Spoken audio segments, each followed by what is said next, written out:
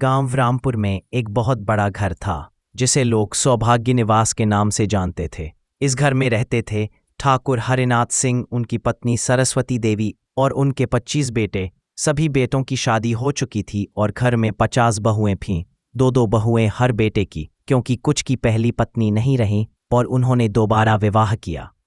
इस घर में 75 लोग रहते थे, दादा दादी, बेटे, बहुएं और कुछ पोते पोतियां।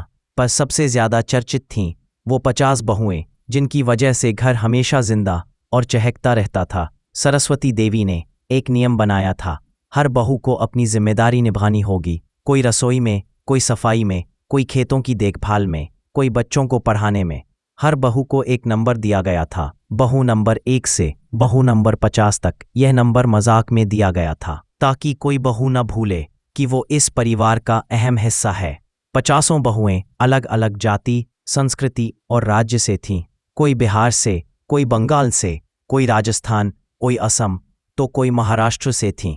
सबका खान पान, पहनावा, भाषा, स्वभाव अलग था, पर इस विविधता को घर की शक्ति बनाया गया। हर रविवार को एक सांस्कृतिक दिवस मनाया जाता था जहां हर बहू अपने राज्य की परंपरा और खाना बनाती था। इतने बड़े परिवार में झगड़े न हो, ऐसा नहीं हो सकता। कभी बहू नंबर 12 और 13 में झगड़ा होता कि किसकी बारी पहले रसोई की थी। कभी बहू नंबर 25 नाराज हो जाती क्योंकि किसी ने उसका बनाया खाना बिना तारीफ के छोड़ दिया। बहू नंबर 40 और 41 के बीच बच्चों की पढ़ाई को लेकर विवाद हो जाता, पर हर झगड़े का अंत होता था माफ करना शब्द से। एक बार गांव में भयंकर तूफान आया। आसपास के लोग मदद के लिए दौड़े, लेकिन सबसे पहले सामने आई वो 50 बहुएं।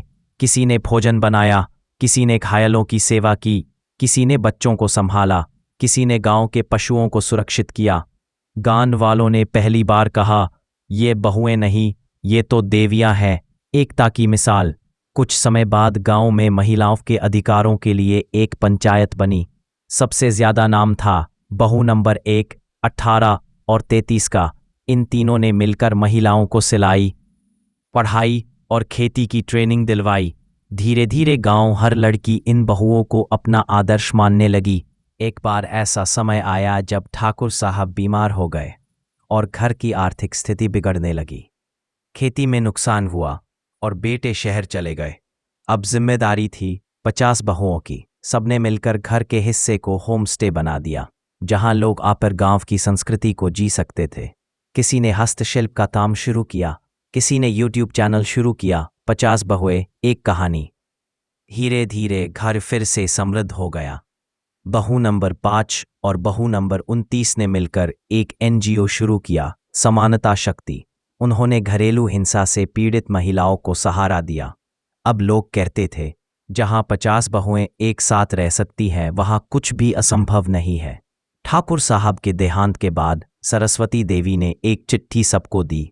मेरे बच्चों, मैंने तुम्हें सिर्फ बहुएं नहीं, बेटियां माना। यह घर अब तुम्हारा है, इसे मत बांटना, इसे संजोना। 50 बहुओं ने वादा किया, हम इस घर को मंदिर की तरह संभालेंगी।